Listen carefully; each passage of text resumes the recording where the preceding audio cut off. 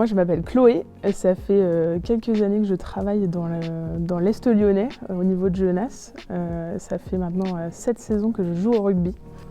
Je me suis mis à pratiquer ce sport de manière assez étonnante, parce que je n'ai pas particulièrement baigné dans le rugby, bien que je vienne de Bourg-en-Bresse, qui est une ville d'ailleurs où est né le rugby féminin en France. Mais j'ai trouvé ça hyper intéressant dans l'engagement, dans la recherche de performance et en même temps l'esprit de groupe assez fort que ça semblait transmettre. Donc voilà, une année en Irlande m'a fallu pour que je passe le pas durant mes études et que je ne lâche plus vraiment ce sport jusque-là. Mon équipe, les Puncheuses, une super équipe. Franchement, une super équipe, un esprit de groupe que j'imaginais assez peu. On se dit toujours 30 filles dans un groupe, il y a forcément des problèmes. Honnêtement, il n'y en a pas. Donc on a un super groupe qui va de 18 à 45 ans et avec une vraie capacité à s'écouter, à faire progresser les autres et à chercher à prendre beaucoup de plaisir et performer aussi tous les dimanches. Ça a été assez particulier déjà parce qu'on est une entente, une équipe qui est montée entre l'EMS Bron et le Real 15. Elle préexistait au Real 15 avec l'équipe des Harlequins. Ça a été assez particulier parce que c'est un milieu masculin, un poil macho, donc il faut faire sa place et être capable de prouver un petit peu tous les dimanches aux personnes qui daignent venir nous voir. En tout cas, c'était comme ça à l'époque, que les filles aussi peuvent jouer au rugby. Je pense qu'aujourd'hui, cette place, elle a un peu changé. On échange énormément avec les autres catégories du club, que ce soit les seniors masculins, mais aussi les écoles de rugby ou les équipes loisirs. On y prend énormément de plaisir et eux prennent aussi beaucoup de plaisir à venir nous voir ou à nous rencontrer. Donc une super cohésion au sein du club. Absolument. Une vraie évolution à la fois dans l'implication de nous au sein de l'équipe, mais aussi dans la prise en compte et les initiatives qui sont prises par les clubs vis-à-vis du rugby féminin ou vis-à-vis de notre équipe. Déjà monter cette entente, c'est pas forcément simple tous les jours. Ça nécessite un peu d'administratif, un peu de cohésion avec un autre club qui en plus est un club adversaire du Real 15. Donc ça aurait pu créer des petites tensions et c'est pas le cas. Il y a une vraie belle entente et une vraie considération. Les féminines, au même titre que les seniors, sont invitées sur des événements partenaires, sur des événements avec les villes et sont promues autant que les seniors masculins. Vaste sujet, là aussi ça s'améliore énormément. On a la chance en ce moment de pouvoir voir tous les matchs destination féminins sur les chaînes de France Télé, donc c'est hyper intéressant et ça se développe de plus en plus. On communique aussi sur le rugby féminin de plus en plus, plutôt au niveau national. Je sais qu'il y a des échanges pour diffuser aussi les championnats élites, au même titre que le top 14 l'est actuellement parfois.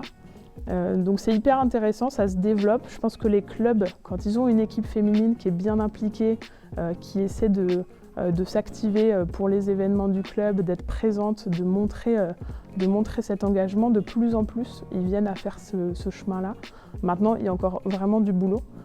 Aujourd'hui, nous, en tant qu'entente, on a nos propres réseaux sociaux et on cherche encore à le pousser auprès de nos clubs référents qui n'ont pas toujours ce réflexe-là ou la facilité à mettre en place de la communication pour le rugby féminin. J'en ai énormément, des idoles sportives, ou pas des idoles, mais des modèles dans divers sports, et pas que le rugby. Je regarde beaucoup de sports, que ce soit aussi du foot, parce que malgré tout, parfois on aime bien le ballon rond. Aussi de l'athlétisme, que j'apprécie énormément. Évidemment, dans le rugby, on a tous des idoles. Je ne pourrais pas vraiment en citer une, pour être très honnête.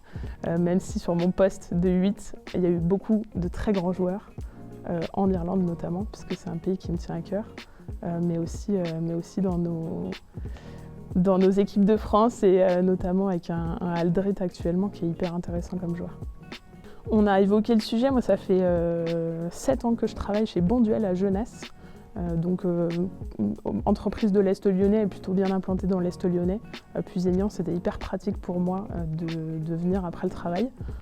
Et ça m'a permis aussi de découvrir ce milieu de l'Est lyonnais, cette petite ville de Pusignan que je ne connaissais pas, où j'ai rencontré plein de personnes que j'apprécie aujourd'hui côtoyer et qui, je trouve, apportent aussi cet effet un peu village, un peu local que j'apprécie énormément, plus que d'aller dans d'autres clubs probablement dans la région. L'engagement, la performance, évidemment, même si surtout beaucoup de plaisir et d'amusement quand on fait ce sport. C'est ce qu'on veut aller rechercher au maximum, même si on rentre sur un terrain pour gagner le match. On cherche surtout à passer un bon moment avec des copines et à sourire surtout beaucoup. Alors moi personnellement, le boulot, beaucoup, parce que ça prend du temps, c'est difficile de s'investir pleinement dans une équipe, surtout quand on a envie d'être engagé à 100 ou 150%. Je pense qu'il y a aussi d'autres joueuses qui ont des impératifs familiaux qui sont très forts et qui impactent aussi leur présence aux entraînements ou pour jouer.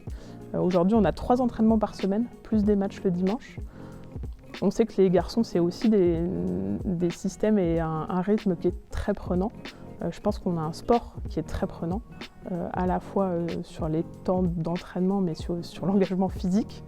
Donc c'est une des principales difficultés.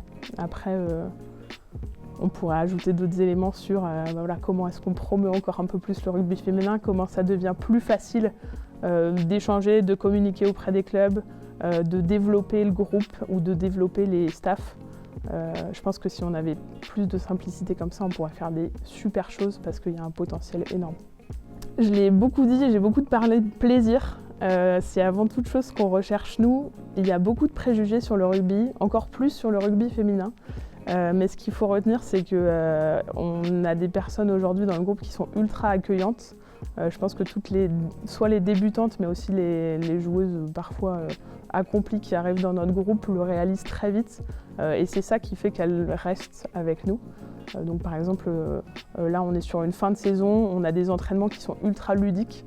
Donc c'est le meilleur moment pour venir essayer, découvrir et accrocher un petit peu à ce sport qui avant tout permet de faire des belles rencontres et passer des bons moments. Alors, dernière question qui n'était pas prévue. À la 3e mi-temps, qui c'est qui gagne, les filles ou les garçons? Les filles. Bien sûr que c'est les filles. Ok, je te remercie Chloé.